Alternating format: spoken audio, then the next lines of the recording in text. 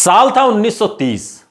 दुनिया का सबसे ताकतवर ब्रिटिश साम्राज्य और उसके सामने एक अकेला भारतीय, doctor Bhimrao Ambedkar.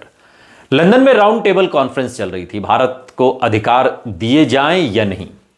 Winston Churchill, जो भारतीय स्वराज का कट्टर विरोधी था, वो ये मानता था कि भारतीय लोकतंत्र के लिए तैयार नहीं है। लेकिन उसी कमरे में बैठे डॉक्टर भीमराव अंबेडकर वो भारतीय थे जिनकी तर्क शक्ति ब्रिटिशों की सदियों पुरानी सोच को तोड़ने वाली थी। और उन्होंने तेज आवाज में कहा, आप भारतीयों को अयोग्य कहकर उनका भविष्य तैयार नहीं कर सकते, अधिकार दीजिए, वो आपकी हर शंका गलत साबित कर देंगे। और डॉक्टर भीमराव अंबेडकर की बात सुनते ही कमरे में सन्नाटा छा गया। चर्चिल का चेहरा जो था वो बिल्कुल तमतमा उठा, क्योंकि पहली बार किसी भारतीय ने उनकी ही संसद में उनकी सोच को ललकारा था और उनकी ही भाषा में।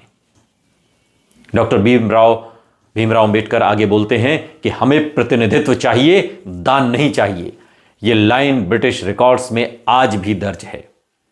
उनकी बातें इतनी तार्किक और मजबूत थी कि ब्रिटिशों के तर्क कमजोर पड़ते गए। चर्चिल ने रोकने की कोशिश की, पर अंबेडकर ने हर सवाल का जवाब इतिहास, कानून और तर्क से दिया। चर्चिल को उम्मीद नहीं थी कि भारत का एक नौजवान इस भाषा में भी बात कर सकता है।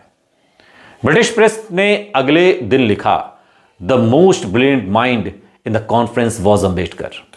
और यही वो क्षण था जब दुनिया समझ गई कि आने वाले समय में भारतीय संविधान का मुख्य शिल्पकार कोई और नहीं बल्कि डॉक्टर भीमराव अंबेडकर ही होंगे।